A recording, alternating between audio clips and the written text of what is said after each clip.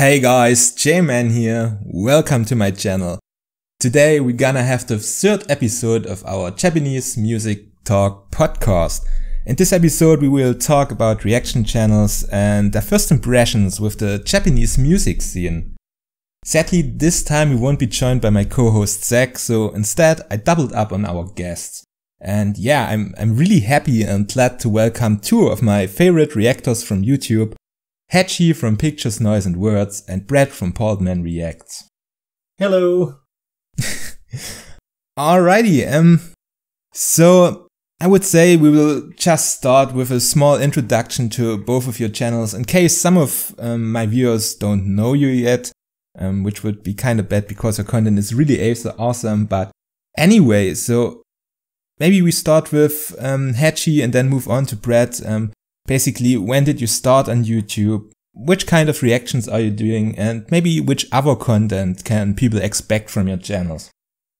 Right, okay. I didn't actually start my channel until December last year. So middle of December. So I've only actually been doing this about, 7 months? What kind of reactions am I doing? It's metal. It's from all over the world. But the Japanese side of things has kind of grabbed me more than I expected, I think. So yeah, I'm doing music from everywhere. And what can they expect from it? They can expect more of the same at the moment. I haven't got any big plans, I'm afraid. Okay. And Bret? Bret, otherwise known as Bald Man. My first video went live 29 September for the band Fall of Humanity and their track Seasons, which is still a favorite.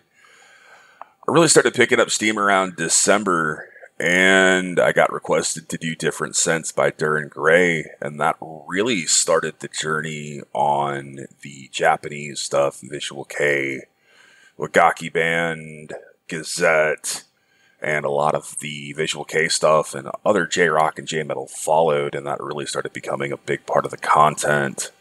As far as what I do, it's all around the world. I mean, I grew up listening to metal. I've been a metalhead for over 30 years now, and it was always the focus to focus on bands that most people don't necessarily know. I don't mind doing the big stuff, but everybody covers the big stuff. There's hundreds of reaction channels out there. I like to be able to put out stuff that not many people know about and give them a little bit more of a voice. Yeah, great. This kind of leads to my next question, which I've prepared because obviously both of your channels more focused around guitar music, rock, metal, stuff like this. And yeah, so what's your musical background? Maybe which kind of bands are you usually listening to? And maybe do you play an instrument? I know Hedgy plays the drums sometimes. He also uploaded a few videos about this. And ultimately, what was your motivation just to step up and openly talk on a video channel about music? Oh, just like to hear my own voice. That's what it is. No, yes, I do. I play the drums. I played them for most of my life. I've played in bands and I've done recording projects and stuff like that, but I am not a great drummer. You know, I'm average, kind of drummer you'd find in the local pub. But music's always been a huge part of my life. Just, I don't know why, just sometimes something just grabs you, doesn't it? And you just keep going. You start with, I don't know, in my case, it was Yes in the 1970s because I'm very old. And you just grow and it turned into from prog to metal and all the 300 genres of metal and all of that sort of thing. So, but why I started to do a YouTube channel, is because I watched other people doing reaction videos, and I hate that word, by the way. And they didn't have a clue what they were talking about. And I'm not saying that I am an expert or anything like that, but at least I know how music works, and at least I've got some background in music. But I saw so many channels where people were watching, they'd watch a video and they'd just, like, pull their face in pretend shock and just say, oh, that was great. Subscribe. Subscribe, like, yeah. You know, subscribe, like, and all of that sort of thing. And that would seem to be all they did. And then, so there were the people who were clueless, and it's not their fault they're clueless, but they shouldn't present themselves as if they are a channel. It sounds really arrogant, this, but you know, I'm not saying that I'm an expert or anything, but I thought there must be. Surely it's better to have at least some idea of what you're talking about. So that's kind of the reason I did. I also just did it because to see if I could. I had time on my hands, and I thought, oh, I'll have a go at that. But the reaction thing, reactions started with young kids and old elderly people being put in front of extreme metal videos, and then someone would film them reacting. That's a reaction, but you can only react to something once. If I show my grandmother something extreme, she's going to react to it the first time. The second time, she's just going to say, oh no, not this again. So, but reaction as a word has just become, it's too big a word now. It means anyone who's on YouTube doing a music thing, which is why I don't use the word reaction anywhere on my channel. I just don't like it as a word. What Bret is doing, because I've seen, obviously, his videos, and what I'm trying to do is have an opinion. So anyway, I'll show up now because I'm going to get on my soapbox already. I was just about to say, Bret's video is probably also, it wouldn't do it justice to call them just reactions. It's more like reviews. So it would really be also interesting to hear your story. What was your musical background, and what was your thought process behind creating this channel and making your opinion public? Well, first I have to say, I'm grinning ear to ear, and everything Hedgy just said is why I love his channel and why I love his videos.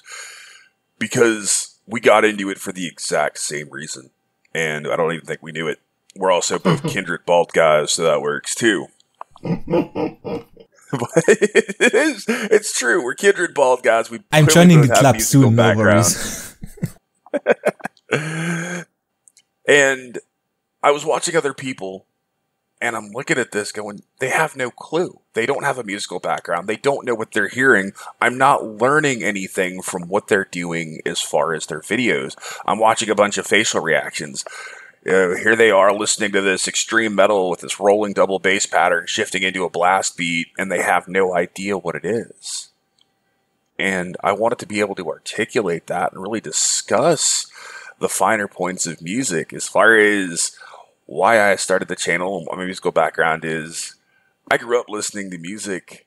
You know, I was born in '80, so the first music I heard was, my dad was a huge fan of 70s prog, so I grew up listening to Tangerine Dream and stuff like Mannheim Steamroller, which became 80s pop, and my life changed when I heard Guns N' Roses at 7, and then it just steamrolled into Maiden and Metallica and Megadeth and Slayer and Obituary and Death and Morbid Angel and Testament, and it just snowballed into wanting to play metal, so I started playing bass and guitar. My real influences bass-wise were Steve Harris from Maiden, Cliff Burton from Metallica, Steve DiGiorgio from Sadus and Death, and all sorts of other bands. Alex Webster from Cannibal Corpse, even though I'm not a big Cannibal Corpse fan. And you know, I've played in bands, I've recorded in bands, I've gigged, I've done booking and promotion work, I've helped bands put sponsorship packets together. And I wanted to start doing music again. I wanted to start doing reviews, but text-based reviews aren't really looked at anymore. So to get myself out there, I figured YouTube was that vehicle and that medium. Yeah, it's really interesting. I see a trend there starting with prog. Well, in the 70s, and prog was everywhere, so even into the 80s, it was still... Yeah, it just makes me sad because obviously I grew up in the 90s, born 91. And so my starting gate to this whole music scene was your typical new metal bands, you know, Korn, Slipknot, stuff like this. But then also I started to venture into different genres. I knew I had an old school friend, his father was a metalhead, and I always burned the CDs because there weren't MP3s back at the time, and I listened to bands like Iron Maiden, Metallica, or Blind Guardian, bands like this, and yeah. But you both were talking about that you don't really like this whole word and concept behind reaction videos, because it has a really negative feeling to it, just sitting there saying, oh, it was so surprising, and now like and subscribe. But what you two guys are doing, and which was also an intention when I started my channel, because first I only did review music, and it was really just, the important part for me was really to make it a music critic and to be honest and not just sitting there faking some reaction, but really give insight, evaluate what you just listened, and also disagree if there is something which you dislike. And for example, in Bret's video, I remember, I think it was the first video I watched by you, this different sense reaction. You were really diplomatic, but you expressed clearly what you didn't like about this track, and I think that has way more value than just making a shocked face or something. So, yeah. That video truly changed my path as far as doing videos go. Instead, I expected to get shredded by the Duran Gray fan base, because Duran Gray fans are rabid. They're dedicated, they're loyal, they're passionate, they're incredibly rabid fans. And I expected to get mauled. What happened was, oh, well, you didn't like this, and you've articulated it, and you've expressed why in an intelligent manner. Well, why don't you try this track, and try this? Check out Venushka, check out... God, I'm trying to think of all the tracks I've been given. There were several. Macabre, Beelzebub, Behind a Vacant Image and Venushka really hit me. And suddenly I love this stuff. And I was able to start grabbing it. And even then I've gone back a different sense, and I've heard it live now that my taste has evolved, and I've been able to identify with it and really enjoy it. But it made me realize that Duran Gray certainly is a band that you have to acquire a taste for. They're not accessible. They're not like the Gazette, where you can just really get into them and immediately you're hooked because they're accessible and they're there. There's a lot of stuff going on with that band. But it also goes to, I don't look at my videos as reactions. A reaction works in a title because it's clickbait. People go, oh, it's a reaction. I always say I like to look at my reviews as reviews in real time. I'm just talking about it, and I'm giving you an initial opinion on a video while watching it. Yep. And I had the opposite reaction to Duran Gray from their fans, by the way, because the first one I did, Venushka, the song ended, and I said, that was excellent. That was the first words out of my mouth when the song ended, and I said, it was really good, blah, blah, blah, blah, blah. I got a death threat. So, yeah.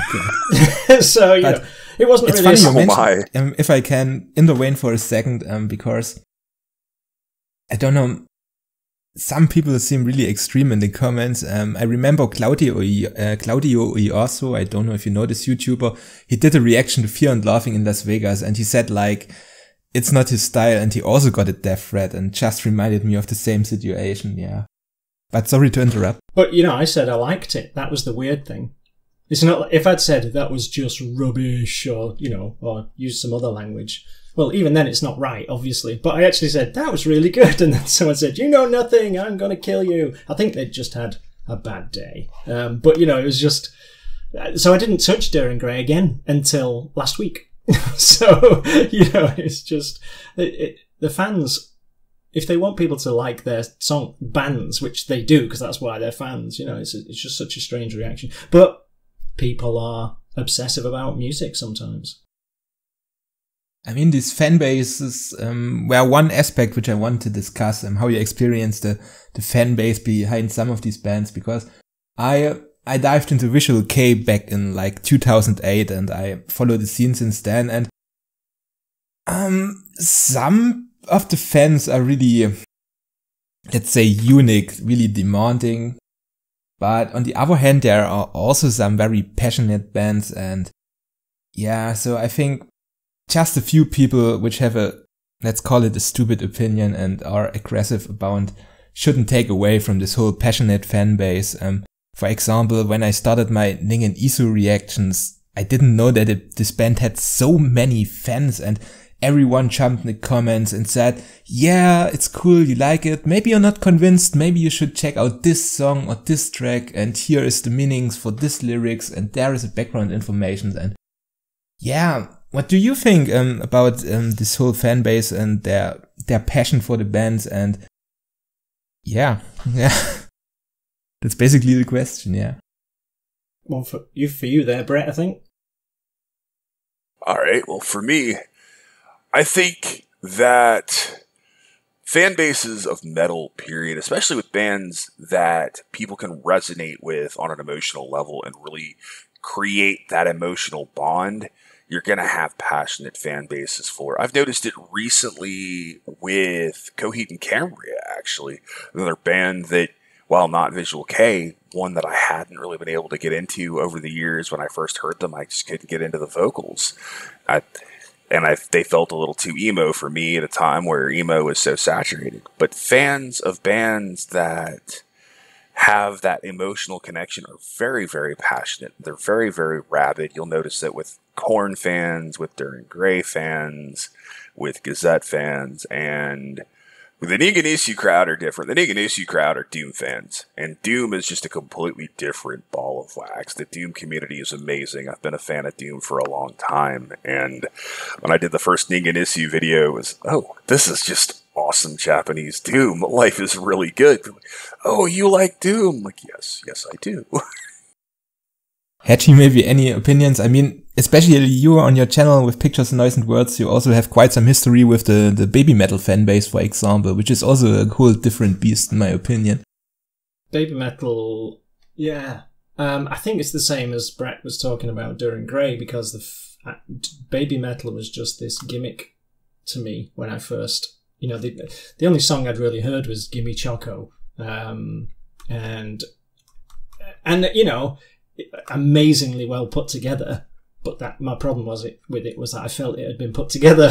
It had been created as a product, and I said that in my video. And when I did that video back in December or whenever it was, I just thought I was going to do one, baby metal song and move on with my life.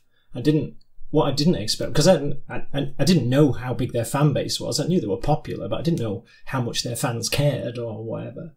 And I got the same thing as Bret was talking about, where instead of people saying, you're an idiot, you know nothing, we hate you, and all of those sorts of things, I got lots of information, and oh right, yeah, that's because this is an old song, and because there was 2 albums out by then, of course, and like, yeah, this is an old song and they've changed it now, and people saying you should watch this one, you should look at this live video if you're not sure whether they're a real band, and all of that sort of thing. And that's what made me go back to it, were the fans. If I did a video last week or the week before where I went on about this at length, but the fans, with all of the upheaval that baby metal has gone through this year, the fans are the people holding it together, not the record company. The record company is working against it, working against the whole concept, as far as I can tell. They're just not being a record company at the moment. Or maybe they're being a record company a little too much at the moment. But the fans are fantastic. They're holding it and each other together. Anyway, I will shut up because I went on about that at length last week. Yeah, was pretty much my own, my same experience. I didn't listen to baby metal, because I heard the track that you mentioned, Gimme Chocolate, and yeah, then I finally gave in and did a reaction for Distortion, and I made it pretty much clear. I have respect for the people behind them, the musicians, the songwriters are really amazing and talented. But I didn't like the voice and never gave them a fair chance. Then I listened to Distortion, I have to say, was definitely in terms of singing and voice an improvement. Sound was alright, but I still felt, I was very critical, and the fan base would probably murder me for my opinion that I don't think it's amazing, it's just okay. But they all came into my comments and gave encouraging messages and said, yeah, this was all in the past, they improved a lot, maybe you check out this track or that track. And I was really amazed because I was ready to be crucified for my opinion, pretty much. And that's the way to do it, because if as a fan you just try to shut down anyone who says anything against your band, the chances are they're not going to be quiet. They're just going to make even more noise. The best thing is to win people over. And that's what happened with me for Baby Metal. The fan base won me over because they made me go back to it about, endlessly. I saw Baby Metal for the first time back, I guess it was 2012 or 2013, and I thought it was great. It's clearly a manufactured band, and they are. The musicians are incredibly talented hired guns. Rest in peace, their recently deceased guitar player, who's an absolutely phenomenal guy. If you have not looked up his solo stuff, you should, because he's a ridiculous player. And all the band members are really talented. And you knew it really was an idol band. It was a J-pop girl group stuck in a metal situation. But the thing is, to me, it's fun. And I listen to so much heavy and dark stuff that it's nice just to have a fun band. I don't do a ton of Baby Metal on the channel. I certainly need to do more. I always get a great response from their fan base because they're wonderful. But I don't always want to oversaturate. I did go crosswise with them a little bit on the latest track they released because I don't love it. I think there's a lot of issues with it, and I was pretty vocal about those issues when I heard the track. I honestly went through that track about 6 times before I shot the video because I really wanted to make sure my opinion was dialed in, and I really wanted to get everything I was going to say across because there were some good points, but I think the production was bad, and it just didn't sound like a Baby Metal track. It sounded very generic to me, and I took some flack for it, but I'm okay with that. I've got my big boy pants on. Which song are we talking about? Distortion. Distortion, I think, yeah. Yeah, it's Distortion.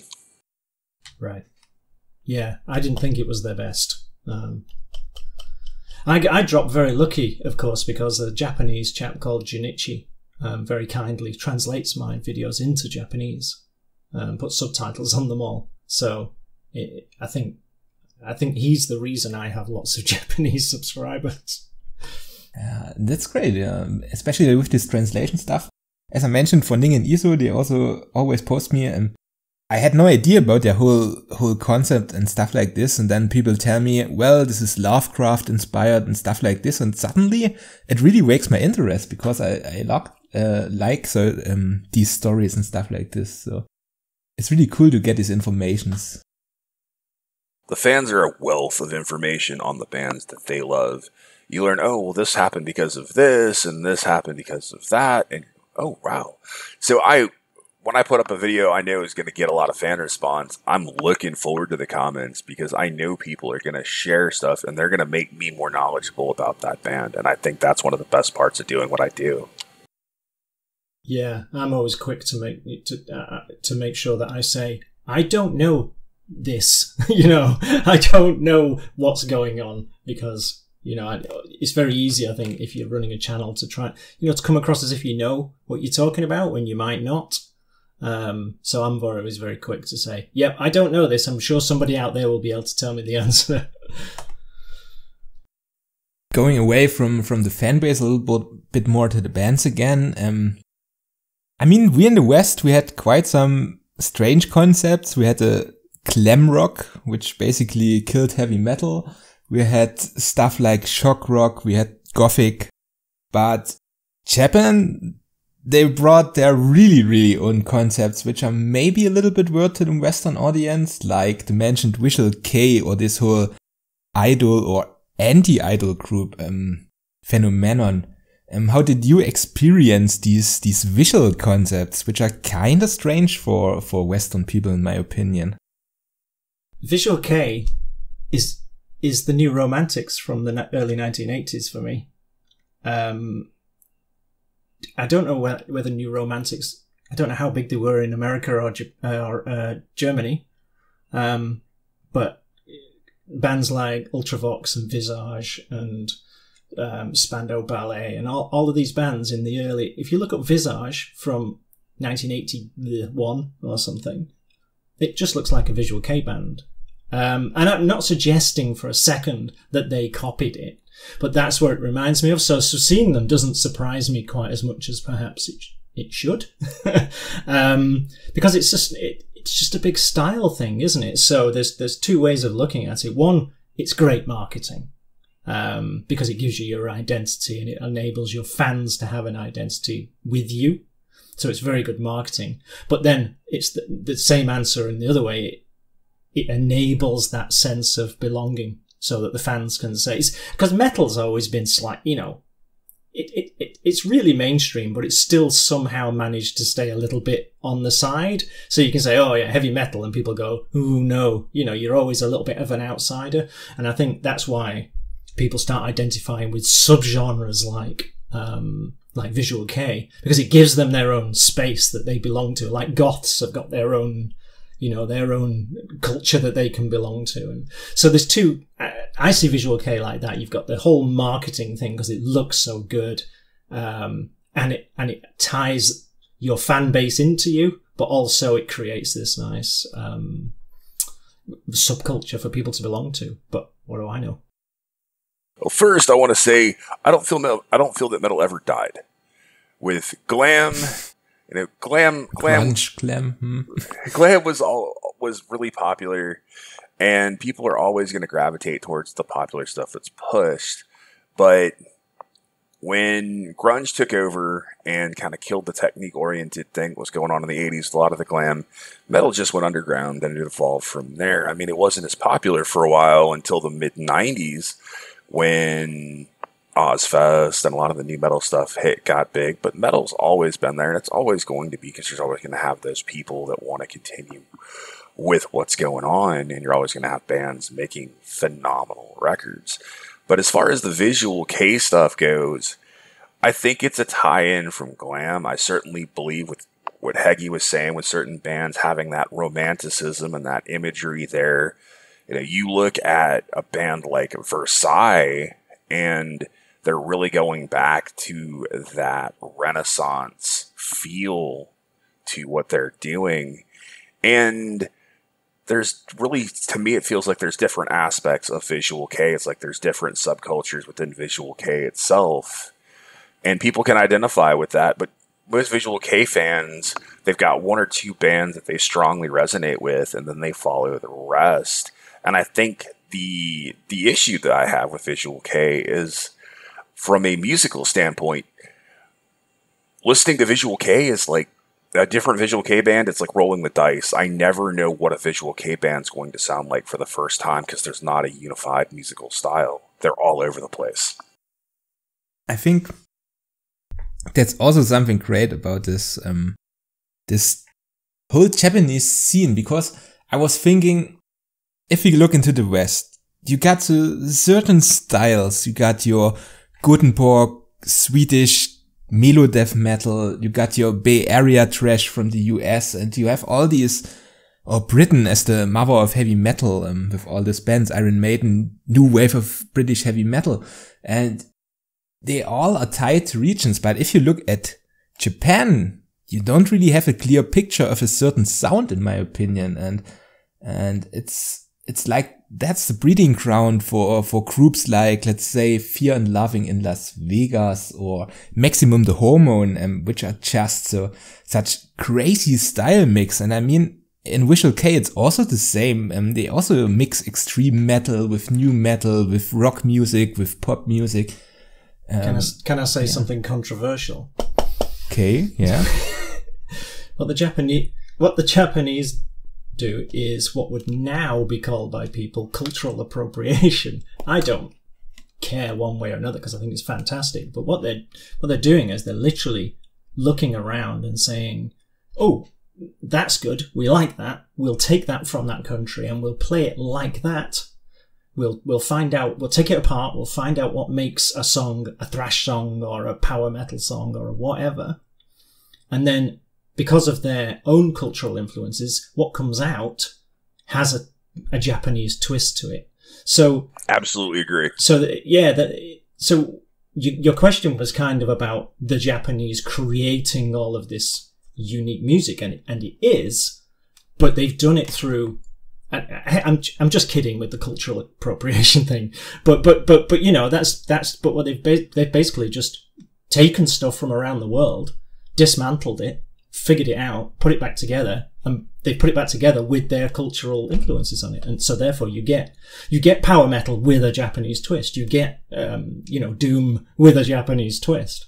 Bret, I completely agree with you, man. I think that's a great point. They listen to it. I mean, let's go all the way back to the 80s. Let's look at bands like Loudness and X-Japan.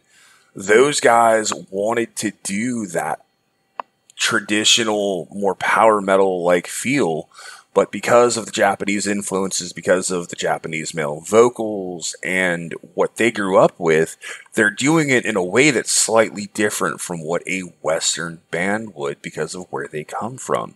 So anything they're going to do, they're going to have that Japanese influence. Look at Fear and Loathing in Las Vegas. Look at Crystal Lake, who are another phenomenal modern metalcore band, and with what they're doing.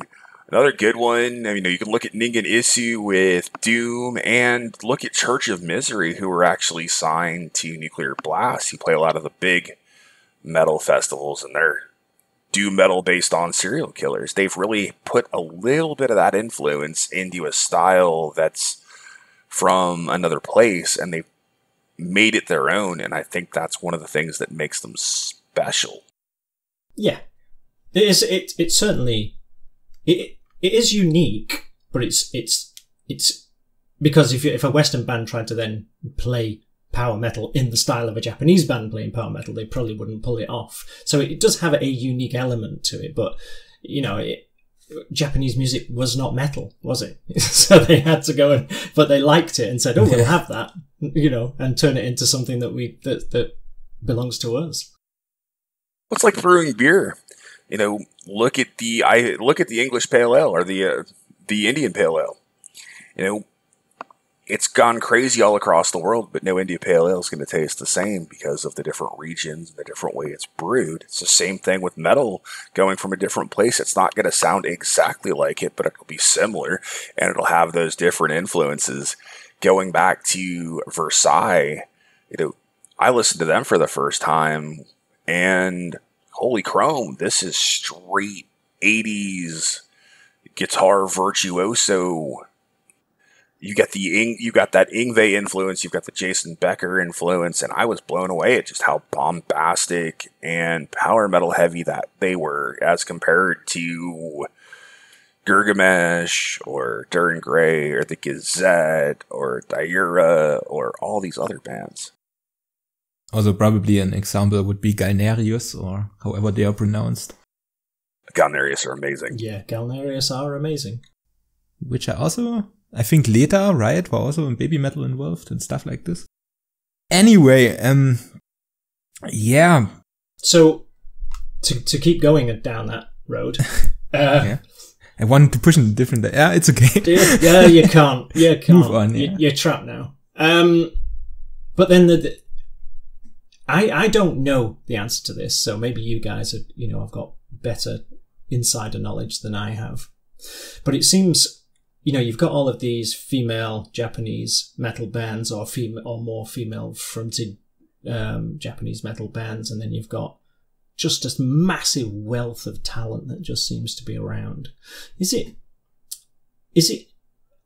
the culture feeding into a music industry there in a way that's different to the way...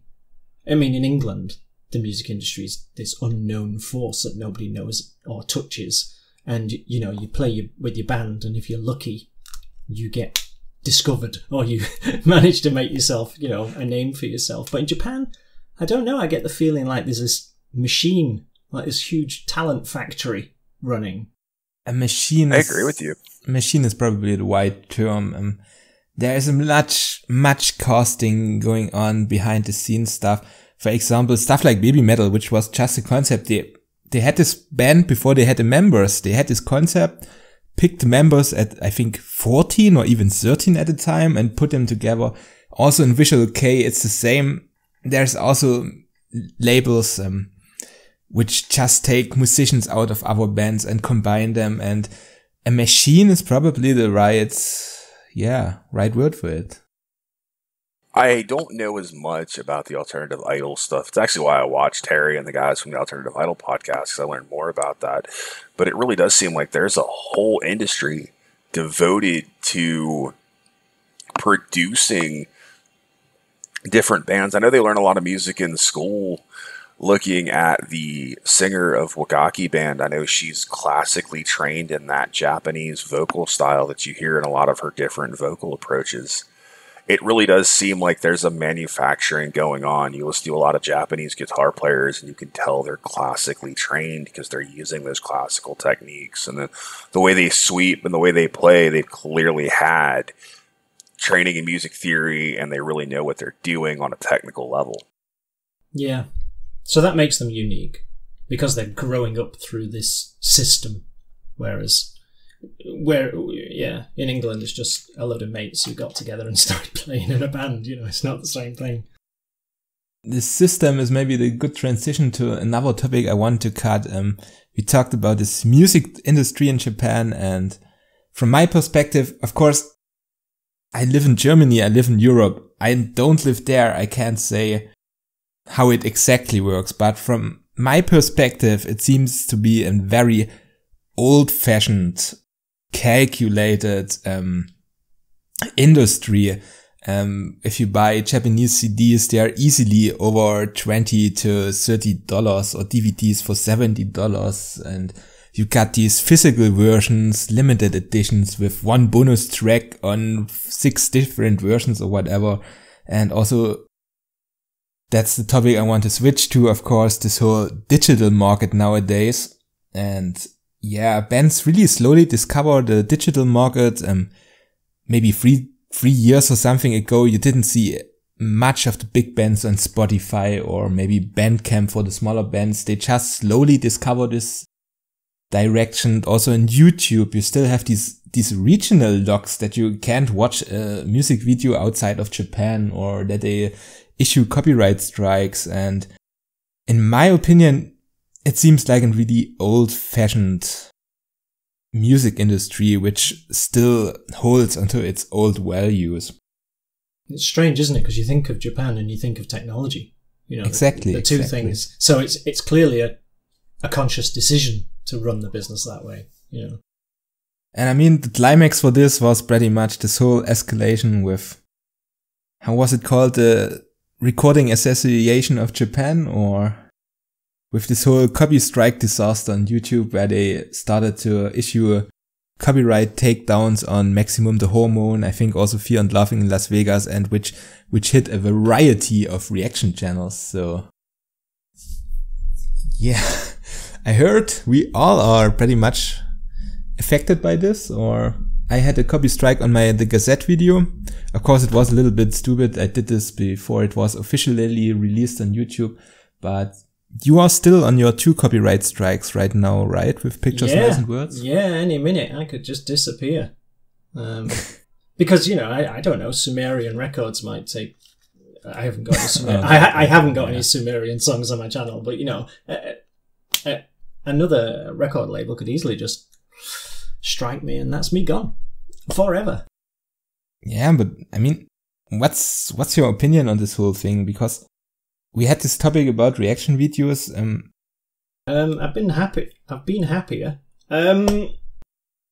At this point in the video, ladies and gentlemen, you should cover your ears while Hedgy and I expound upon this and really jump up onto our collective soapbox. It's really interesting. Just what's the role of reaction videos? Exclamation marks. Some call it just a promotional tool. You give. I mean, I had bands requesting me to react to songs. It's a promotional tour. Some say it's a new kind of music review. It's the digital age. And some just say it's a stupid copyright violation. So what's your stand on this? And well, you brought up a couple of topics I want to touch on, man. This could go on for a while. Yeah, let's start with Hedgy's perspective. What do you think is the role of these reaction videos? Is it justified? Is it not justified? these copyright strikes? How did it affect you? All this stuff. Yeah, let's real talk now. Well, I don't understand somebody who puts all of the money and effort into making a promotional video and then gets upset when somebody promotes it. I mean, very important. In Japan, it's still PV. You find it in every title. Promotional video. It stands in every Japanese title. Now, this is another one of those things about reaction channels. There are reaction channels out there who do not do anything. They throw up a ton of content for the sole purpose of trying to gather clicks. And therefore they can make some money out of it. I do not monetize my channel. But if I did, it would only be for things that I could, because people should claim their copyright and then they can put adverts on. So I don't monetize. If you see an advert on one of my videos, I didn't put it there. The record company did, which they have the right to do. Copyright is something I agree with. It absolutely is very important. You know, if a band has put that effort in, it belongs to them. You know, not for a second am I saying that it belongs to me just because I made a video where I'm talking about their content, because the audience is coming to see 10% of me and 90% of the band that I'm talking about. So just to get that clear, I do not believe I own it in any way, shape or form. But YouTube is slightly to blame for this as well. YouTube has a system where if I put a video up and it recognizes the song that's in the video, then the record company should have already registered with YouTube to say what it allows for that video. You can use it, you can't use it, somewhere in between, you know, you can use it, but the record company will monetize it and everything. But the Japanese are not hooked into this system. So quite often, if I put a Japanese song up, or when I did put Japanese songs up, they never got claimed by the record companies. So YouTube has this fantastic system where if the record company goes to them and says, we found our video, we want you to block it, because YouTube has to manually do something, we get a copyright strike.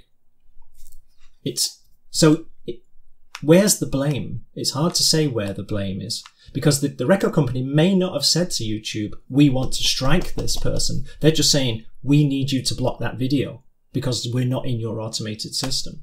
And YouTube automatically strikes you if it has to manually intercede. That's my understanding. If I am wrong, then someone please correct me. But that's my understanding.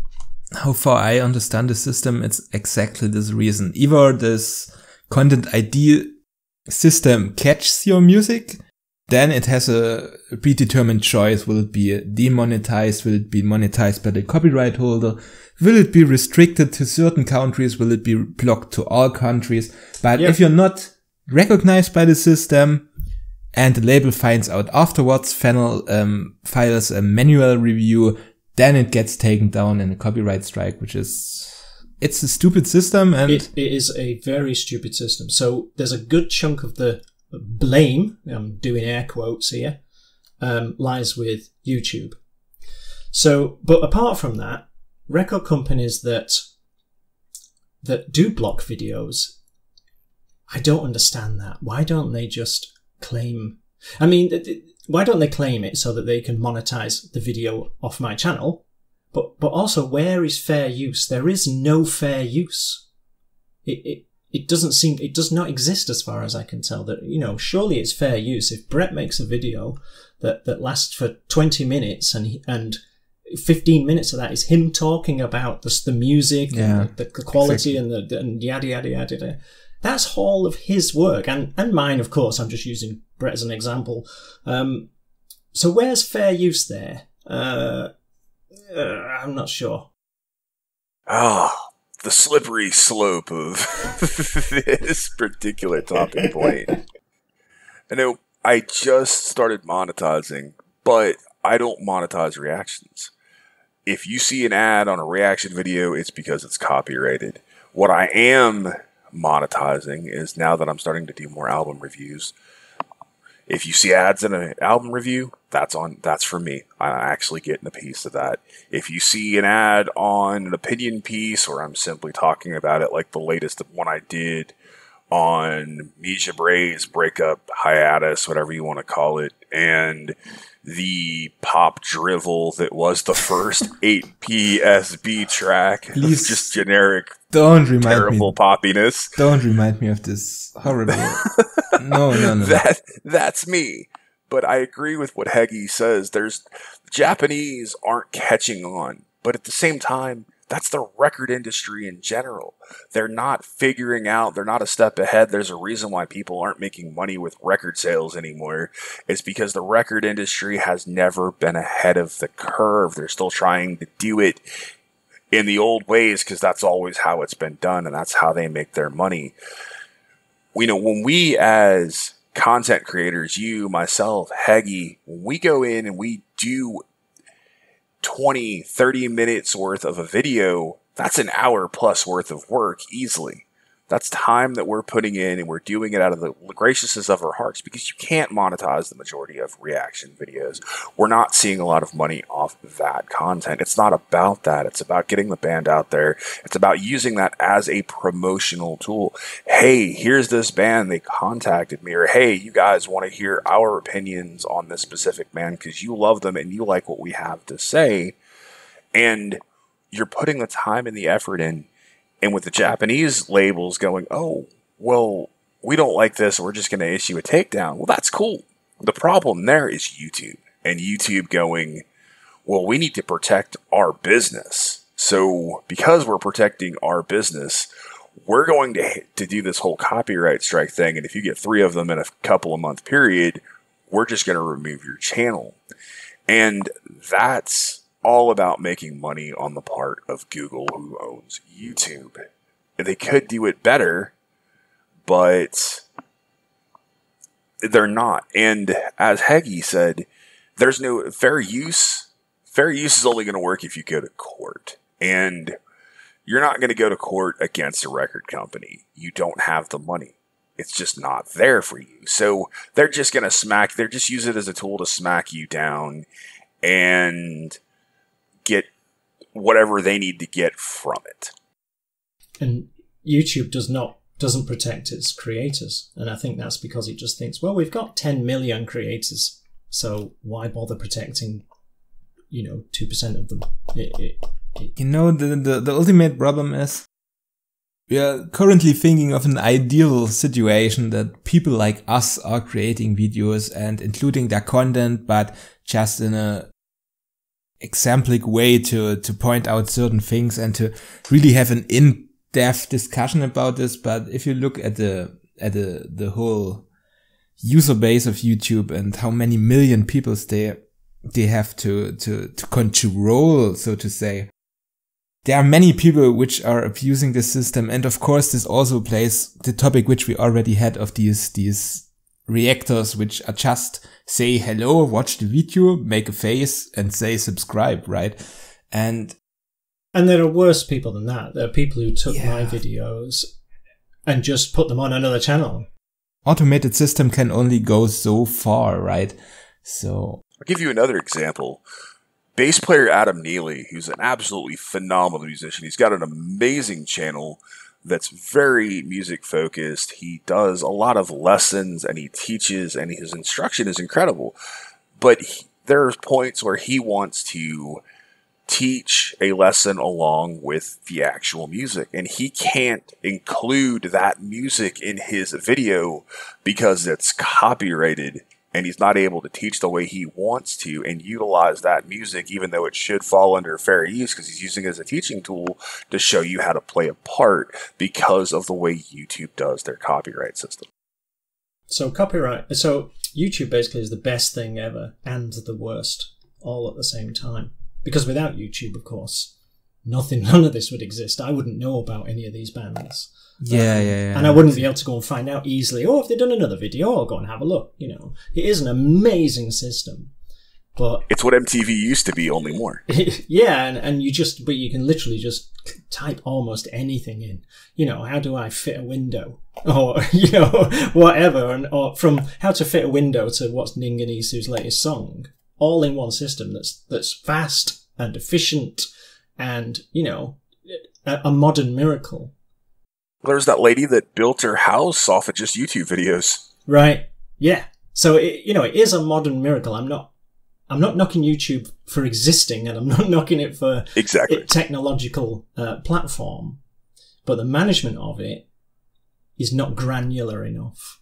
It's just got this one big, one rule fits all, which of course it does not. Exactly. Yeah. So the rules are just written, as you say, to cover Google's, arses, basically. And look at the Believe Music controversy with them and with what they're doing. They're just kind of blanket blocking people. They're even blocking some of the creators from using their own music because it's Believe Music. There's a good video up. I'm trying to remember who did it. I'll have to find the link. But he created his own music, and apparently somehow Believe got a hold of it as a publisher, and he contacted YouTube, and YouTube wouldn't acknowledge his takedown request, wanting his content from Believe that was being claimed by Believe Music to be taken down. So he wasn't able to copyright strike them. And the reason, of course, is it all boils down to, well, Believe Music is this humongous, gigantic company, and even though YouTube says they don't get involved in copyright issues, they got involved on behalf of Believe because they're this gigantic conglomerate, and they're not the sole copyright, or they're not the little guy. So because the big guy, Goliath's always going to win against David in this case because Goliath is bringing the money. I'm pretty sure there's a whole business around failed copyright claims and stuff like this.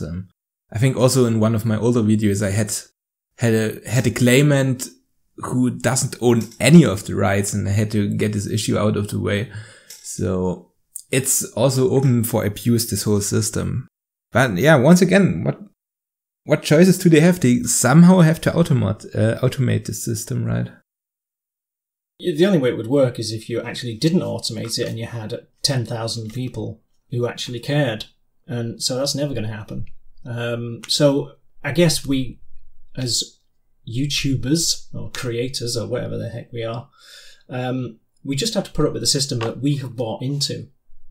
And if it kills me, then I will go away and 10 other people will take my place. So this is true. Yeah, I can fight it, but it will be futile, or I can just live with it until the day, either I get 10 million subscribers and then YouTube actually takes notice of me, though I'm not sure that would work, or it kills me. So yeah, I think I'm just being fatalistic about it. It's a system that I knew was imperfect going in. How's that? Well, I'll see your fatalism and I'll raise you an analogy here. It's like hitting the beaches at Normandy. You drop, another guy's going to be there to replace you and keep going.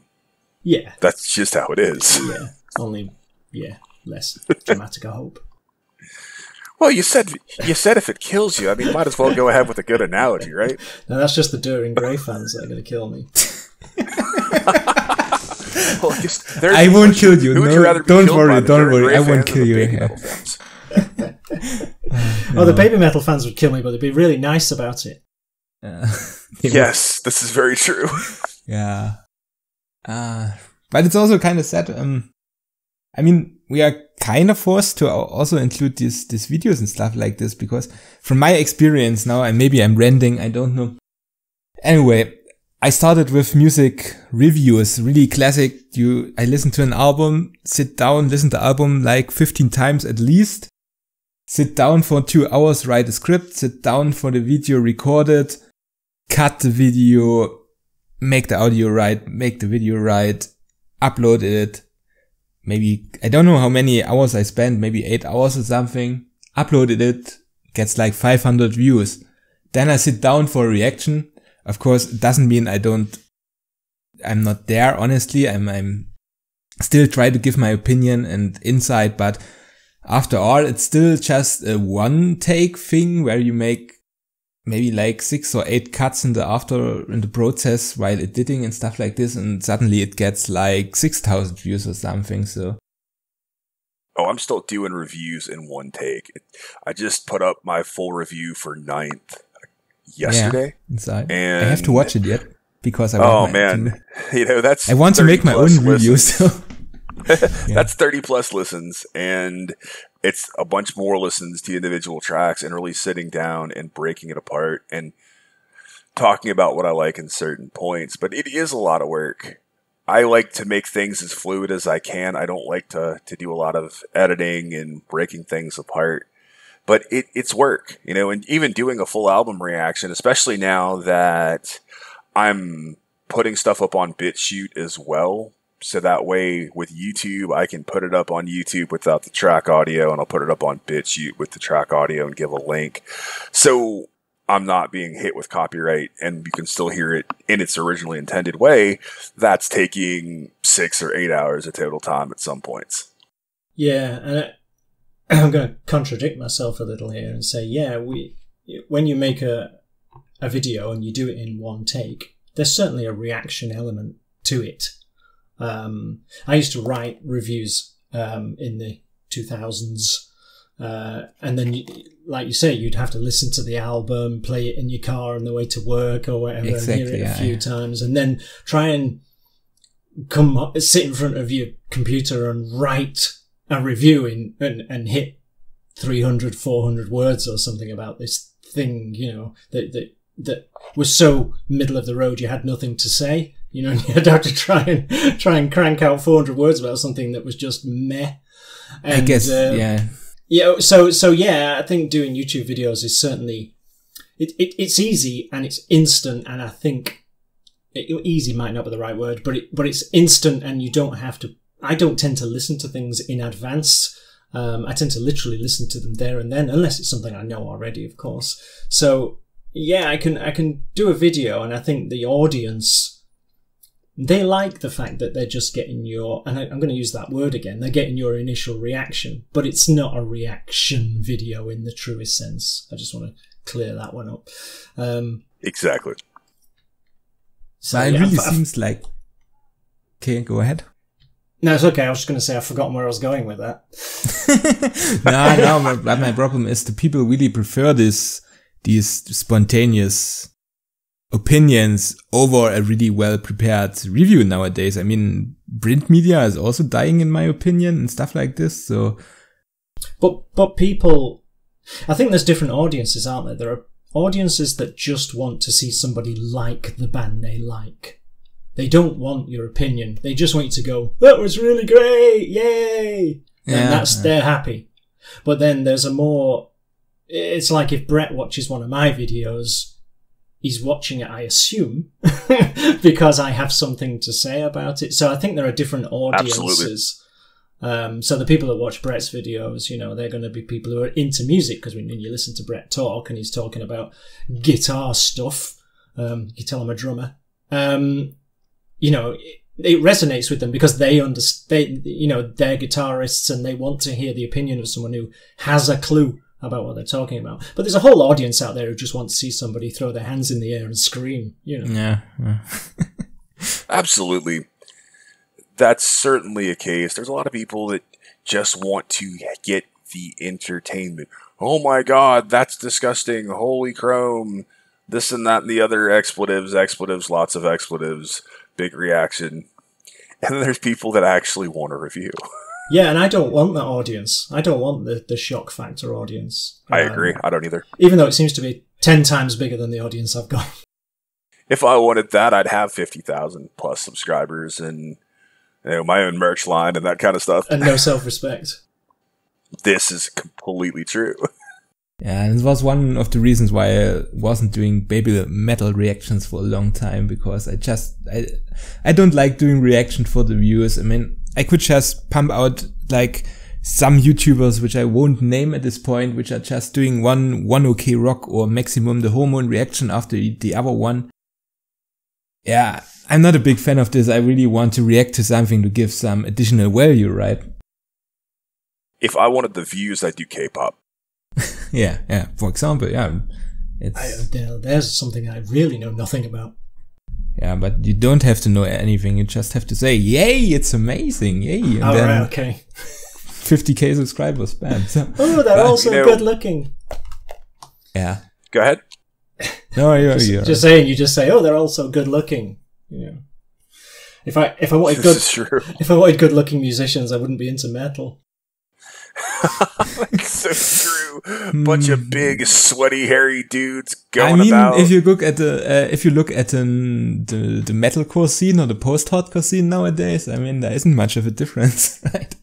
There are also a lot of poster boys out there, but yeah, a lot of very small men, that's for sure. Yeah, let's not go there.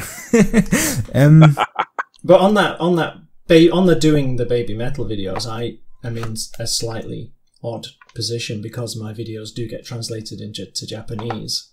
They turn up on sites like babymetaltimes.com, which they have whole communities about reaction videos, which was really fascinating me. And they go on to something called Nico Nico in Japan. It's basically the Japanese YouTube is. Yeah, except that they type comments live over the top of the video. Oh wow! And stuff. Yeah. The comments scroll across the video, and they really dismantle your video one word at a time. This is the obsessive crowd. So, but I feel kind of tied into the baby metal community now. So, and I don't do my videos. You know, it's not like I don't like them, but I'll do them because that people expect me to. I've changed my mind about baby metal. They are still a manufactured thing. But as Bret said, the musicians are fantastic. You know, there is a ton of work gone into that. The songwriting is good. So that's why I do them. I do them because I enjoy them. But I am always mindful that there is this core audience, and that core audience is enormous. Yes, there is. And obsessive. But very nice. They've been very nice to me.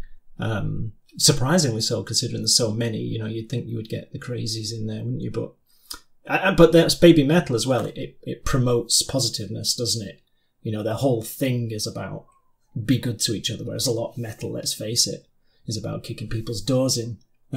So, yes. Yeah, they have created something fairly unique. I mean, from a visual perspective, in my reaction, I brought up this comparison to Rammstein, for example. You know Rammstein, right? German band. Oh, yes. Nobody understands the lyrics, but everyone is enjoying them for their visual concept and for their live shows and the feeling they create. The feeling. Yeah, but I'm still heartbroken with Rammstein. Okay. You still what, sorry? Heartbroken with Rammstein. Oh, right. Why? The first time I saw him was in '97 at Family Values, the Patriot Center in Northern Virginia. It was Halloween, and of course, they came out in full bondage gear. The lead singer had like a 3-foot strap-on on. Yeah, full bondage, full strap-on, full German insanity. And they lasted 2 songs before the police kicked them off stage for indecency. Bastards. Yeah, you need to come to the UK. We don't have those kind of problems. I was so upset. Like, I sat through Korn and Limp Bizkit. I came here and I'm going to have to sit through Korn and Limp Bizkit only to see Rammstein get kicked off stage after 2 songs.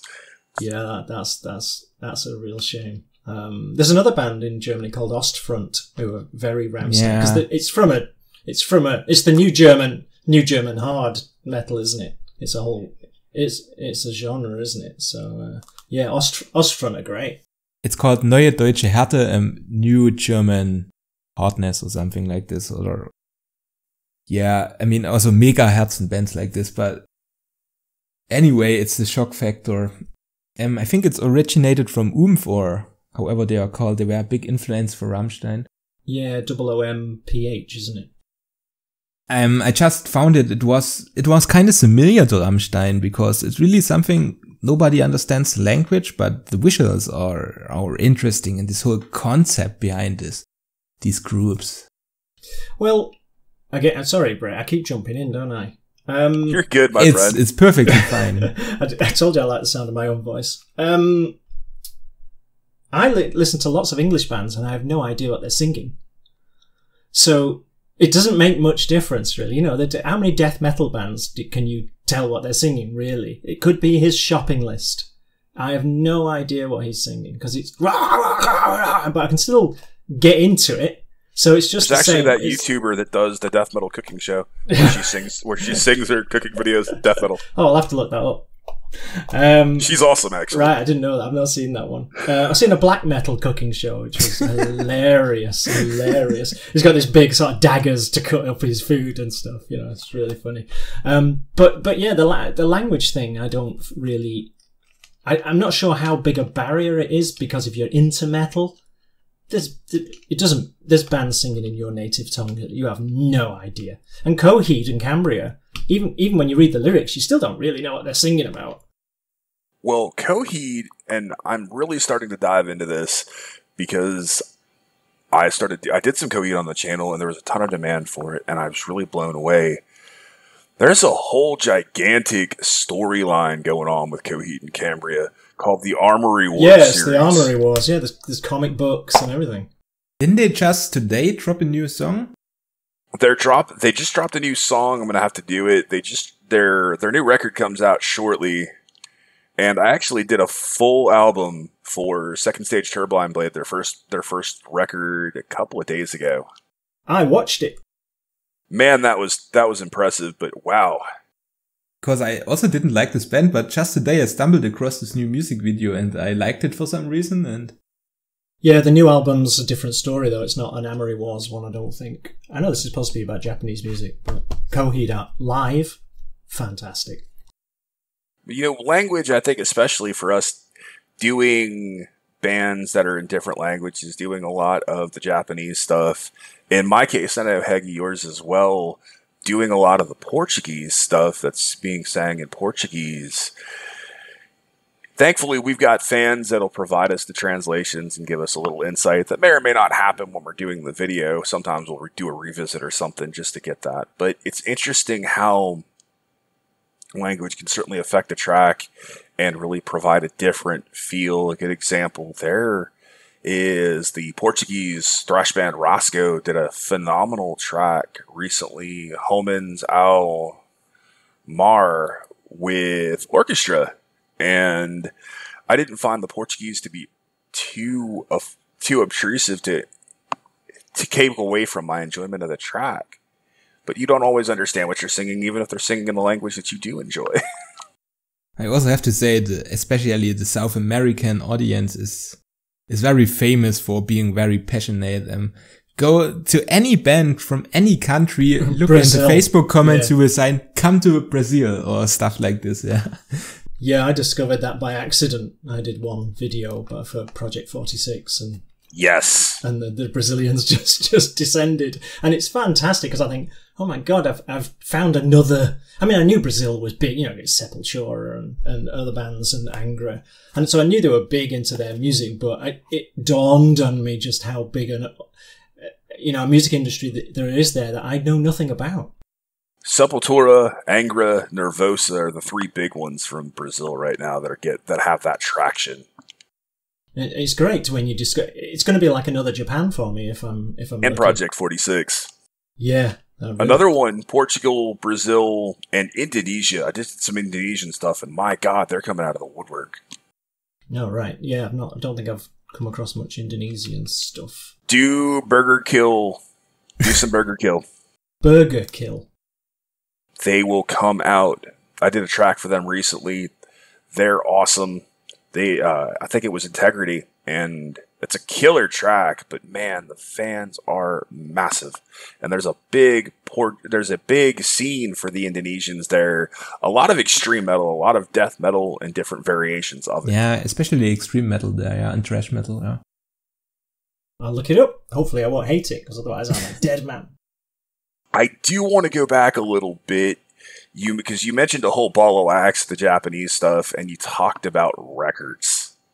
If we're going to keep that can of worms open, let's go ahead and go into that can of worms. Yeah. I absolutely despise the insane tariffs or the insane costs that are applied to Japanese import music.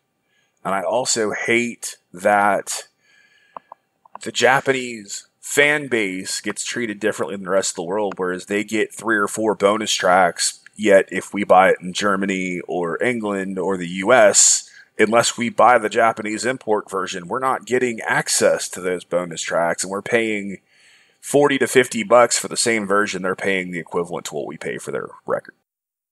Yeah, I remember that back in the 80s, though, there'd be like a Japanese special edition. It still happens. Yeah, it's really like they release a single, bam, 4 different limited editions with a different cover color maybe, and let's say 2 tracks, and the 3rd track on every version is differently and stuff like this, which is really stupid and just a money grab in my opinion, but fans are paying really for this. It's cash grab. Yeah.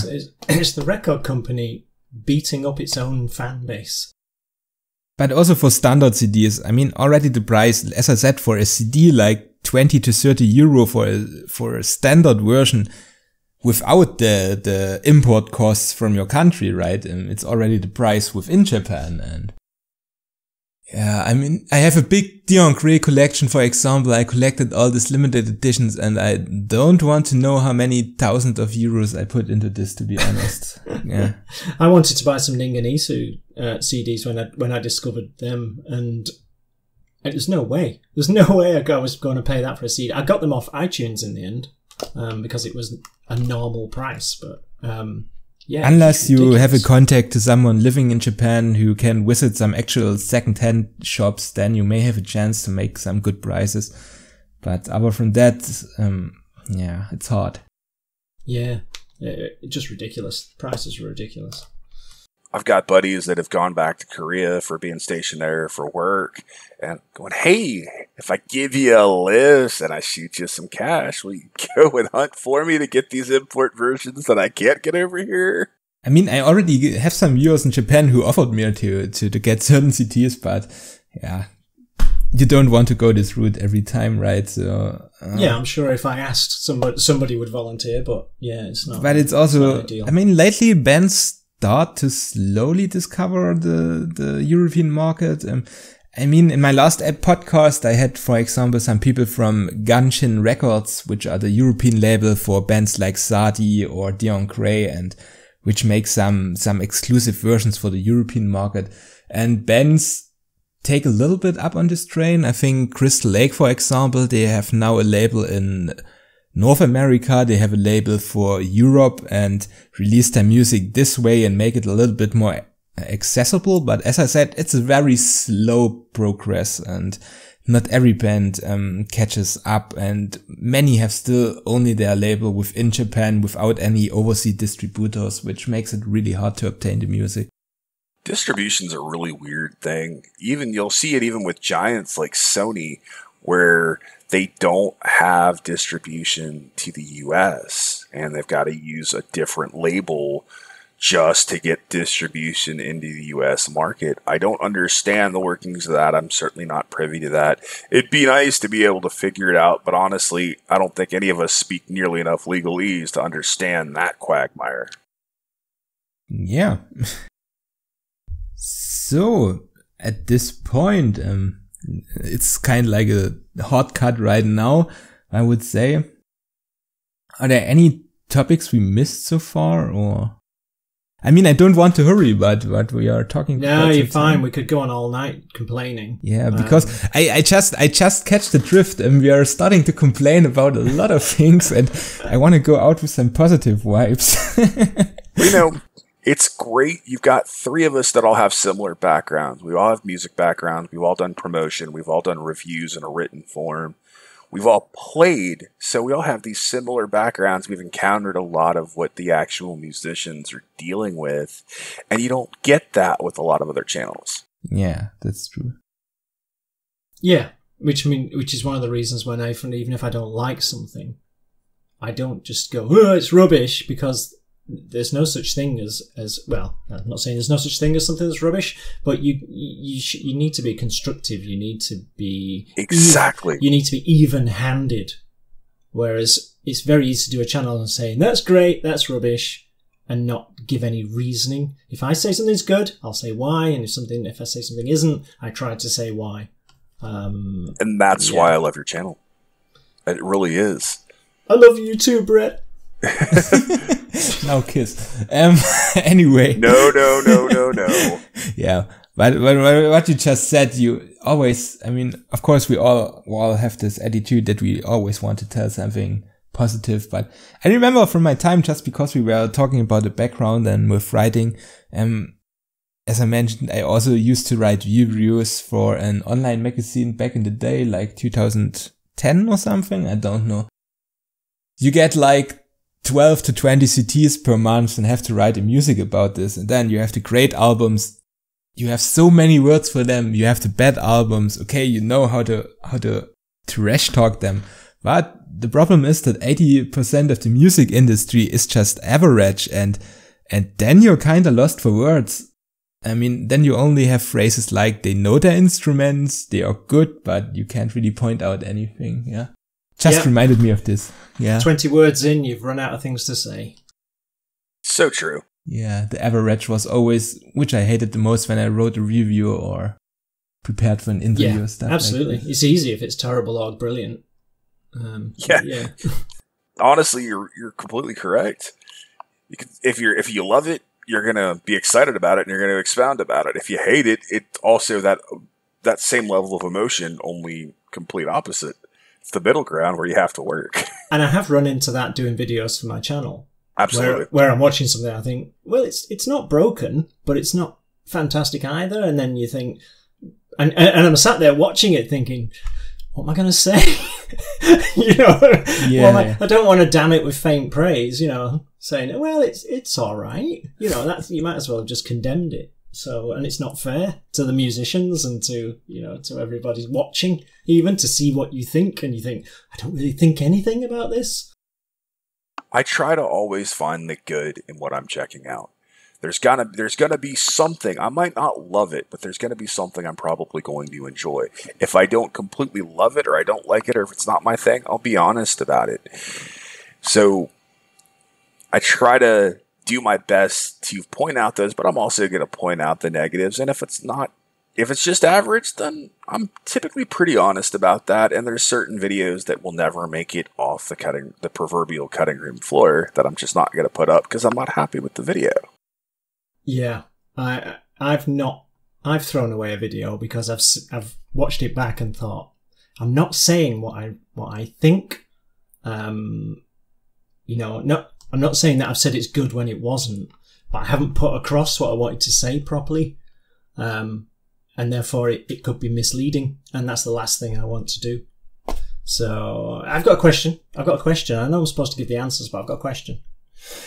What advice would you give to somebody who wanted to do this themselves? Because I imagine people listening to this, some of them are going to be thinking, I could do that.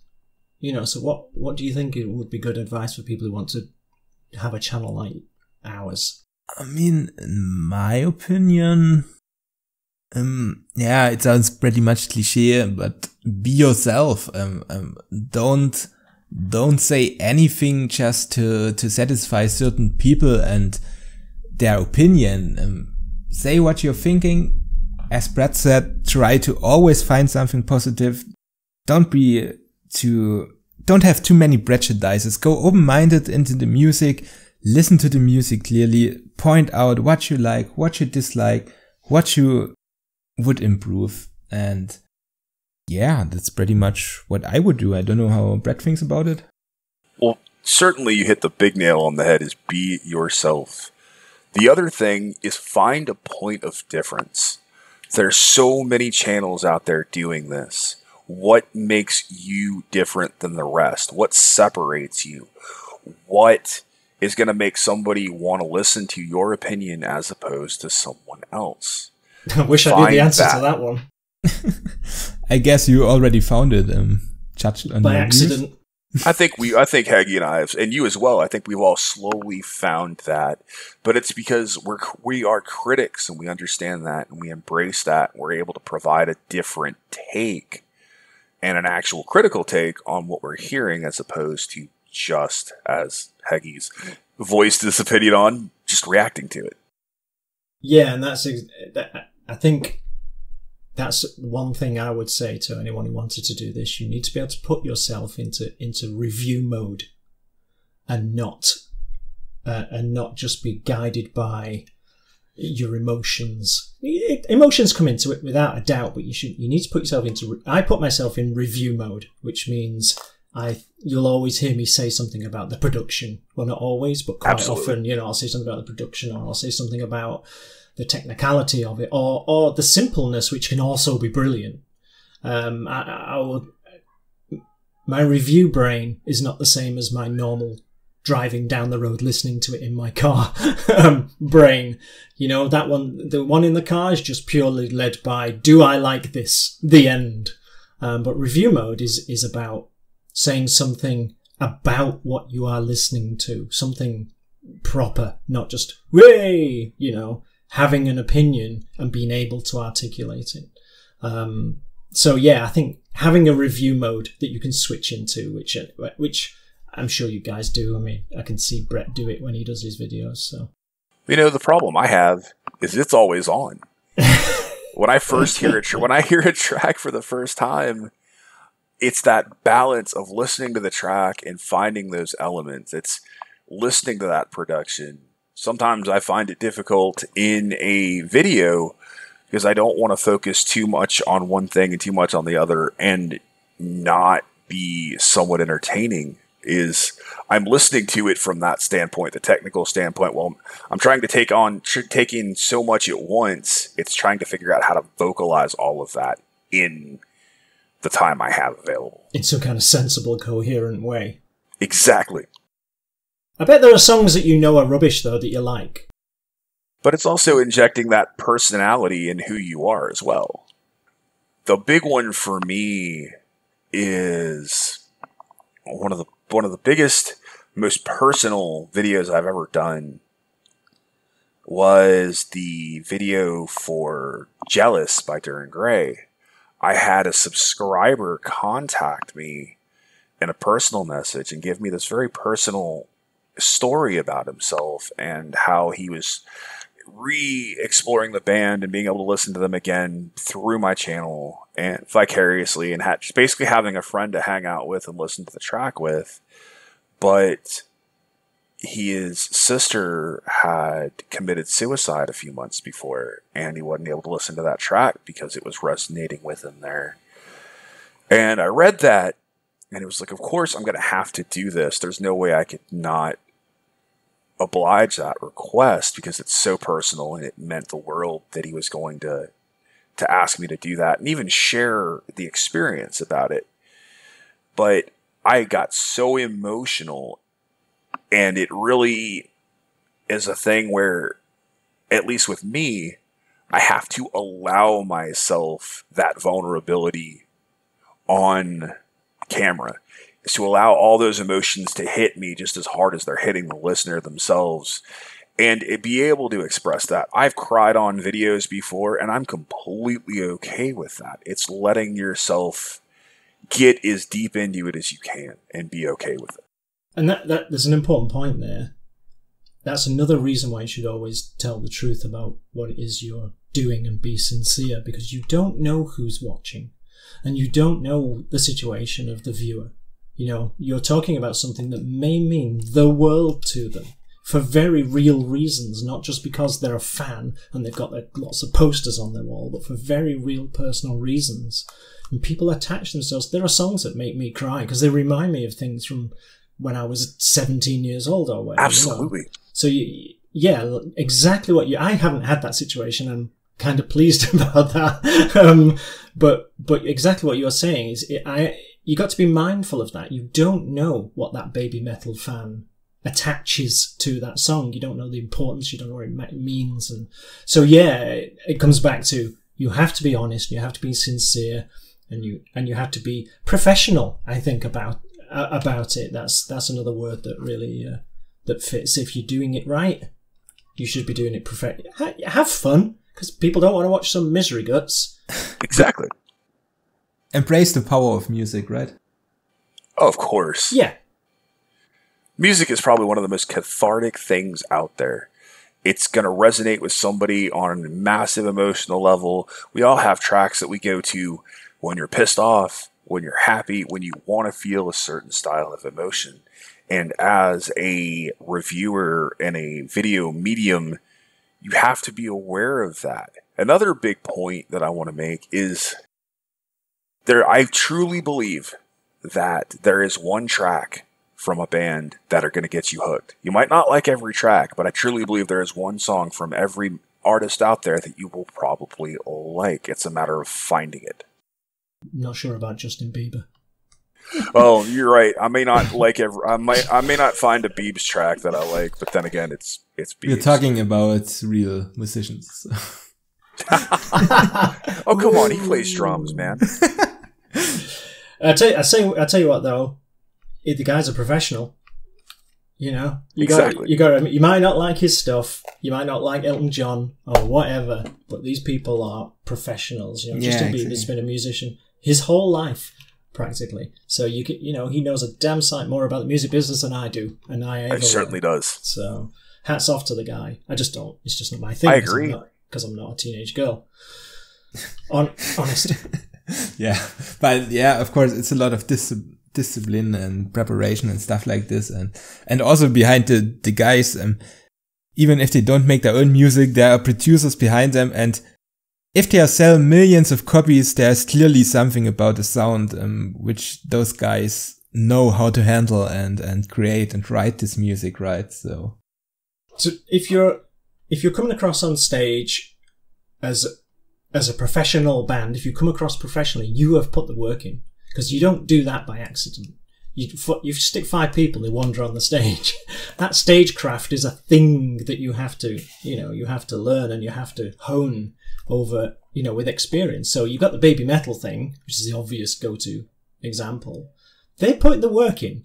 They've got these fantastic musicians, but the 3 girls, I know they've been doing this practically their whole lives, but they've put the work in. They didn't just wander out on stage one day and were, instantly brilliant at what they do. So yeah, my hat's off to any musician. But that comes from, again, what we were talking about earlier. We know what it's like. We know what it's like to go on stage or record stuff. So most people only see the CD and hear that bit. They've no concept of what happens behind it. The fact that 12 songs on the CD was really 100 at one point, and they had to narrow it down, and all that work and recording and tracking it. And I remember reading an interview, I think it was with Tim Owens from Judas Priest and Iced Earth and many other projects, and he was talking about Ronnie Dio, and he said he asked him once, he says, was there standing there looking at the stage, he says, what do you think about when you go up on stage? And Ronnie looks at him and says, simple, man, that's my stage. Yeah, well, he was always right, though. But exactly. I mean, until the day he moved on and left us, which was terribly unfortunate, even in his late 60s, he got up and he showed every single person that saw him that night what it meant to be a frontman. Consummate professional, nailing it every single time. There's a great video of him changing the lyrics around to heaven and hell and doing it in a different order. He goes, oh, come on, you don't want to hear the same thing from me every time, right? We got to change it up. And they loved it. Because, again, it's that personality. It's not just him going up and nailing it. It's him interjecting who he truly is and being that genuine person, even on stage. Yeah. So, sorry, I was going to... it's not my podcast, is it? One more thing I want to touch on with advice is be open-minded and be ready to be taken out of your comfort zone. Even if it's something that, like Hedgy and I have both said, we were not J Music fans and Visual K fans coming into doing this. It's something that we've been exposed to and taken this journey. And I know you followed both of our channels since very early on, so you've experienced that. You have to be willing to allow yourself to be taken out of your comfort zone and what you think you know, because the experience might be incredible and life-changing. And I think for all of us, it certainly has been. Yeah, I've learned a load, because there's a big gap in my musical knowledge. I think I probably took most of the 90s out. So there's like this big gap in my listening where I just listened. I stopped changing what I listened to kind of in the early 90s and didn't pick it up again until the 2000s. So there's a whole, I know of bands obviously, but there must be a million bands out there I've never heard of. There'll be genres I've never heard of, and exactly what you just said. You've just got to be ready to listen to it on its own merits. I want to hear those bands. I want to hear all the bands I haven't heard. And I might not like all of them. I'm not going to like all of them. But you know what? I want to be able to hear them, and I want to allow other people to hear them. Well, I'll tell you what. I'd be remiss if I didn't mention the Portuguese scene a little bit, because they have been so near and dear to my heart. I thought you were in Portugal. I realized that's another journey, my friend. Just before this podcast, I found out you were in America. So no, that happened just like the Japanese stuff happened. I did a video in early January for a band called Switch Tents. One of my subs asked for it. The next day, I got contacted by Hugo, the vocalist for Switch Tents, and said, "Hey, there's some other really cool stuff." I mean, I knew about Moonspell because Moonspell is the big one. I didn't know about the rest. And next thing you know, I've got my inbox and YouTube and the, at that point, newly created Facebook page filled up. Hey, will you check out my band? Could you listen to it? And it just built and built and built. And suddenly I have this, I'm helping promote festivals over there. And I've got a weekly series with the Portuguese webzine. And it all came from just doing a video and being open to checking out that scene. And they're amazing. You did the video for Destroyers of All for Tormento. They're great guys. They're wonderful people. Right. Yeah. No. Yeah. That's the fantastic thing is when somebody, you listen to something, you've got no expectations, good or bad, and then you just, it's just think, oh my goodness, that was brilliant. It's great when that sort of thing happens, and it seems to happen more often than I thought it would. That's one of the biggest rewards is when you actually get that you get the contact from the band, and they thank you, and they're so happy that you're doing that, and they're just these wonderful people, and suddenly you have a relationship with them, all because, intentional or not, you did something for them, and they're grateful. I mean, I had a band, they even sent me a CD all the way from Japan just to thank me, which was really quite amazing. I have been given a bunch of music, and I'm so thankful for it. There's one on its way over from Poland for me. So yeah, I'm gonna plug that one when it arrives.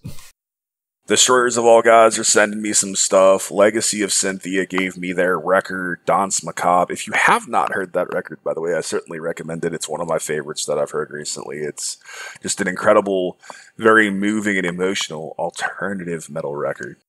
Yeah, I was just about to say, really, I think the podcast is going for quite some while and we should wrap it up. So I would say at this part, while we are giving shout outs, my idea was maybe if you have some bands which you want to give a spot right now, feel free to really recommend them at this point. Yeah.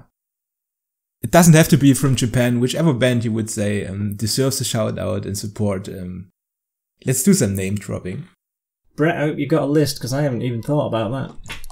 Yeah, you should, maybe.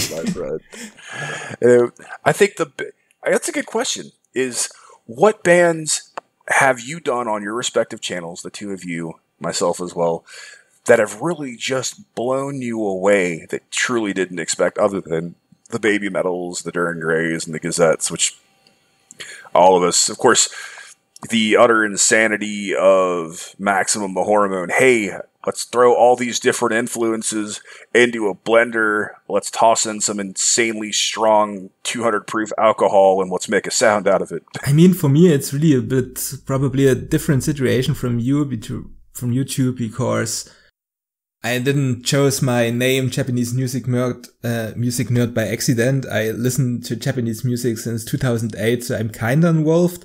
But of course, there are still bands which I discover, and that was one of the reasons why I started Reactions. And people recommend me stuff which I either didn't hear of or which I just gave a wrong judgment and never picked them up again. And one of these bands was definitely Ningen Isu. I mean, I know some traditional bands. I know Loudness, I know Outrage, which are basically the Japanese Metallica from the sound. And for some reason, I never listened to Ningen Isu. And then there came this recommendation from my Patreon and I checked it out. I enjoyed this song and suddenly these people came all in and told me, yeah, maybe check this out. And I listened to another track and another track. And every time I discovered something new about this band and they completely went under my radar before I started to do reactions, which is really amazing. Are you still there? Yeah, I'm still here. The name for Bald Man Reacts comes, well, clearly I'm very bald.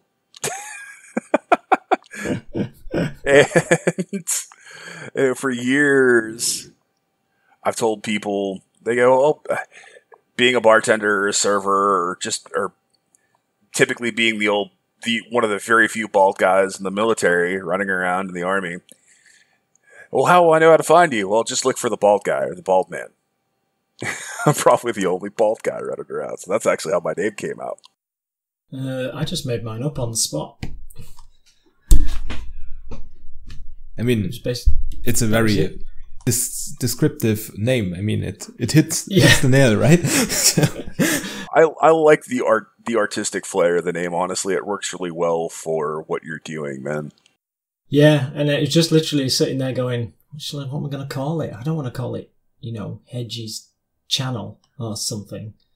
Hedgy's been my nickname for a very long time. It's my online gaming nickname and it always has been. Okay. So it was the name of my cat. So when I needed a name, I went, look down, there was the cat. I thought, right, that was that. But yeah, Pictures, Noise and Words, I just thought, what am I going to call it? Pictures, Noise and Words, that'll do. And it was just that simple. Yeah, no, nothing special. But Ningen Isu would definitely be, that's in my... You've stolen I think we're all in agreement there. Yeah. Galmet surprised me. That I really enjoyed that. That came out of the blue. I struggled with them. Oh, right, okay. So the reason is I'm a big fan of Arch Enemy. And I got into Arch Enemy. Well, yeah, I guess I like Arch Enemy to a certain point, but the first track I heard from Galmet was Metter's Anthem, and I tried to do a video for it. And then as I started listening to it, I'm hearing riffs that are just so close to blatant riff theft from the Arch Enemy Wages of Sin record. And it was so similar that I just couldn't put a video up because I knew I was going to have to address that.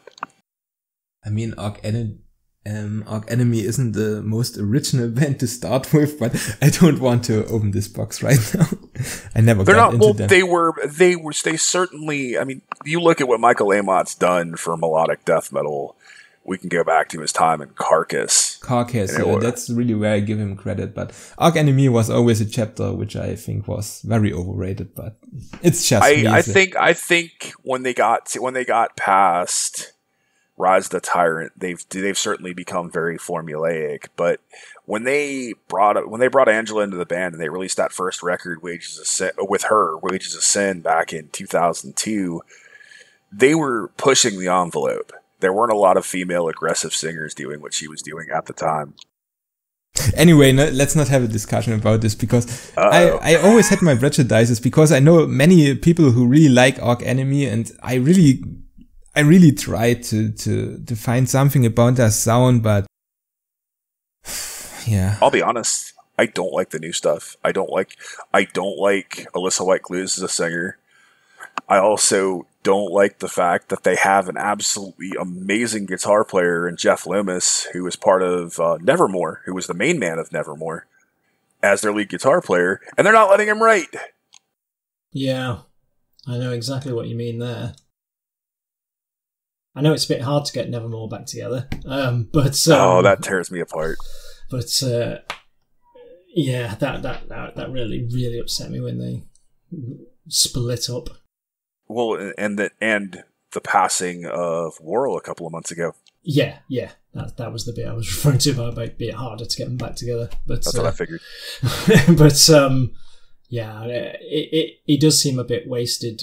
And I think, I mean, most bands, once they get to a certain size, they turn into a business. You know, Queensryche is a business, both incarnations, rather than a band anymore. And I think Arch Enemy is certainly a business. Whereas when you go back to stuff like Ravenous, when they were doing like songs like that, exactly, that's what I'm talking about. The Wages of Sin record. You didn't feel the business so much, but now I feel the business when I see do. them. There's uniforms. It's very. I mean, when a band starts using uniforms, I get worried. Yeah, but you know, all bands are a business to a degree, but some bands are more business than a band. Oh, I certainly agree. Queensryche had been for a long time, though I admit I do really like Todd Latour as a frontman. I do. Saw him live. It was brilliant. And it brought back the old Queensryche feeling. Yes. The other thing I love about him is he's a personable person. He loves the fans and he actually cares. Yeah, it comes across. He's a very, very good frontman. And I'm sorry... music nerd, but you've got some serious editing to do. Yeah. Yeah, I'm still stand for my principle, uncut. I take everything. I mean, it isn't uninteresting, these discussions. I mean, I obviously also like to discuss bands, and it doesn't have to be all the time about Japanese music. And I think that's the point of these podcasts, to maybe also discover some other sides of my guests. So it's perfectly fine in my opinion. But nevertheless, I would really like to slowly wrap it up, because this podcast is now for almost 2 hours. We are at 1:44. So, yeah. I mean, we can still discuss after the recording ends, maybe some bands or... Yeah, that's for the special edition. Special edition, right. Yeah, it's for Patreon. No. No. Anyway, so... yeah, I would wrap it up and would say once again, thanks for being here. It was definitely as interesting as I expected it to be. Yeah. So do you maybe have anything else to say? Maybe you want to remind our people where they can reach you on social media or on YouTube. Maybe any bands you want to shout out, any people you want to thank. Yeah, so go ahead. Who's first? Is it me? Go for it, Hedgy. I don't have a Facebook. I don't have an Instagram. I'm really terrible at this. I have Twitter, which is if you go to my channel, Pictures, Noise and Words, you'll see underneath there. You will also find it in the description of the video. Twitter. Oh, there you go. So that's me as far as social media, because I have a real life away from my channel, and there's only so much of me I can give to. If I had Facebook and everything, that's why I don't do lots of album reviews. It just takes so long. So yeah, but I'll skip the shout out bit because I don't think there's anyone I want to narrow it down to. For myself, I'm just going to keep my options wide open. I don't want to try to shout out a bunch of bands because they're going to go, man, you missed me. Yeah, I did. I had a bald moment. But I will certainly say that there are several scenes that I want to say thank you to. But first, Baldman Reacts at YouTube. I've got all the links. I've got the Facebook links to the personal page, which I'll certainly add you to. I've got the links to the actual business page. I've got an Instagram account. I don't use it as much because I hate being on my smartphone. I know I'm one of those weird people that doesn't like to be on their smartphones as their source of internet. I've got Twitter. I don't use it, check it as much as I should.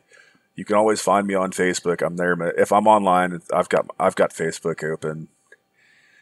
I certainly want to thank all of the Visual K fans for what they've done, and the fans of J Music in general. The Six Guns for the Gazette, they've certainly been instrumental in helping me out with a lot of those videos. The Portuguese, the Serbian, the Indonesian metal scenes have been incredible, and just the fans in general. And thank you for putting this together. This has been a great opportunity to talk with a couple of people that have very similar interests. It's been a lot of fun. Yeah, and what I should have said was, thank you, Junichi, for doing all of my translations because Absolutely. That's a ton of work. You can't, Google has shown me that you cannot just translate English into Japanese. So he has to take what I say, figure out what I meant, and then figure out how to say that in Japanese. So, thank you, Junichi. You've been fantastic. Not just for me, but on behalf of all of the baby metal fans that you are providing a service to. I know that they are all, really grateful for that. Yeah, the biggest thing is to everybody out there listening to all of our channels, we can't do this without you. We'd just be people putting up videos that just occupying space on the internet. Which is what I expected to happen. That's what I thought was going to happen. Me too. I thought it was going to be my friends, and that was it. Yeah. I was happy with my 12 subs when the channel started, right? I wasn't even sure about my friends, to be honest. Okay, I can share the sentiment because some people don't like the same music.